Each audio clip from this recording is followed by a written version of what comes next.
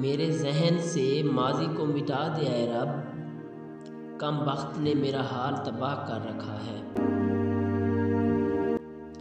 ہم نے وضاحت کی بجائے مختصر کر دی گفتگو کہ اگر مجبوریاں آئی ہیں تو دل بھی بھر گیا ہوگا۔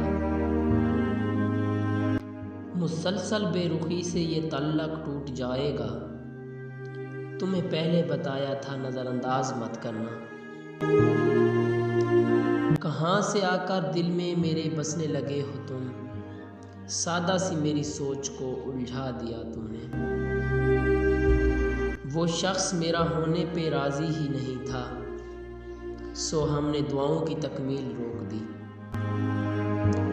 انتظار رہے گا یہ سوچ تو ہے، لیکن وہ آئے گا نہیں یہ بھی یقین ہے مجھے۔ ہم اس کو کھونے سے ڈرتے تھے اور پھر اس نے ہمارا یہ ڈر بھی ختم کر دیا۔ کچھ درد ایسے بھی ملے ہیں زندگی میں جنہوں نے جان بھی لے لی اور زندہ بھی چھوڑ دیا۔